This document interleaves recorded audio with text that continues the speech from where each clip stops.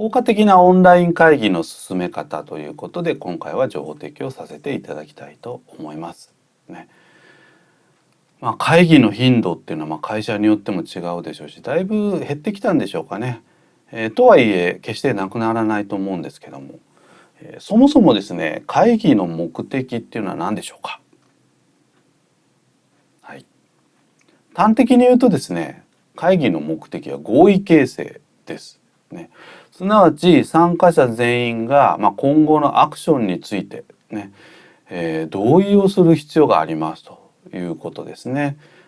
でなければですね、忙しい中みんなで集まってああでもないこうでもないというようなことをやる必要はないということなんですよね、ということですね。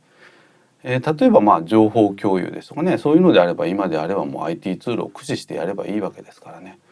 ぜひ会議の目的は合意形成、ここをですね今日は押さえておいていただけるといいかなと思います。ね、でそうした中で効果的かつ効率的に会して議するテクニックっ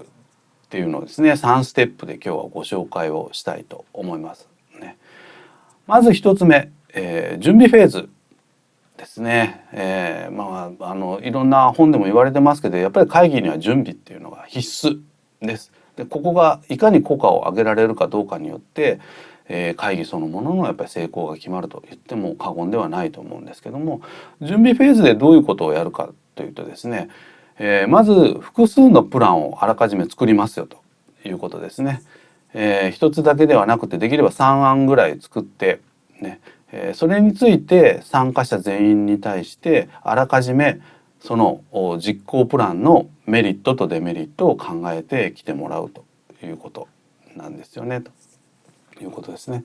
ですから最終的にこの3案の中からどれかを選ぶというようなイメージになろうかとは思うんですけど、それぞれ何かアクションを起こすということは必ずメリットとデメリットが出てきますのでね、やっぱりそれを整理するというのを会議のポイントにしていただけるといいと思いますね。それからもう一つ準備フェーズで重要なことがありますけども、根回しをしておくということなんですね。根回しという言葉はですね、昨今非常にネガティブに捉えられがちなんですけども、仕事をですねやっぱりうまく回していくためにはこれは避けて通れないですね。やっぱり必須ですね。ですからやっぱりキーパーソンに対してはあらかじめやっぱり根回しをするということは準備フェーズでは必ず意識をすべきことだと考えられます。ね、そして今度2つ目ね、今度会議の本番ですけども、会議ではプランごとのメリットデメリット、これをですね根拠とともに全員に出し尽くしてもらうということですね。プランごとプラン1プラン2プラン3のメリットデメリットを根拠とともに出し尽くしてもらう。すなわち、議論というのはやっぱり論理的でなければならないですね。話の筋道がしっかり通ってなければいけないので、感情的では良くないですね。あるいは好き嫌いとかね、そういうことではなくてあくまでも、論理で、進めていきましょうよということですね。それからもう一つここでポイントはやっぱり全員にということですね。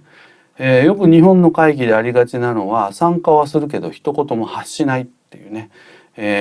こういう会議ありがちですけど、決してそうではなくって、先ほども目的申し上げましたけども、参加者全員が今後のアクションに同意をするためにはやっぱり全員が話をしなきゃいけないですね。やっぱり言ったことに対して、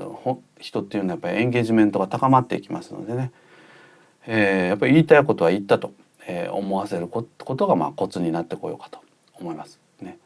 それからこれは Tips なんですけどね、世の中いろんなフレームワークがありますよね。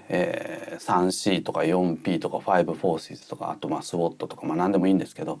そういったものをですね是非効果的に使いながらうまく整理をしていくと、この後の合意形成にですね、役立つ可能性が非常に高いので効果的に使っていただければと思います。ね、で最後3つ目なんですけども、議論が出尽くしたところでマネージャーが全員を集めた形で代表をして意思決定をするということなんですね。ですからマネージャーはもちろんみんなの言い分を聞くね。で聞いた上でそれを配慮した上で意思決定をするということなんですね。ですからそこでメンバーは意思決定に従う必要が出てきますのでね。ですからオンラインの会議ですとこれを30分から1時間ぐらいでうまく回していくということが重要になってこようかと思います。ですので例えば役割分担としてですねファシリテーター的な役割をあらかじめちょっと別の人というか自分ではなくてですね、他の方にお願いするというようなこともまた工夫の中にもあるでしょうし、是非皆様なりのですね、効果的なオンラインの進め方をこれを参考にですね、考えていただければと思いますね。以上効果的なオンライン会議の進め方ということで情報提供させていただきました。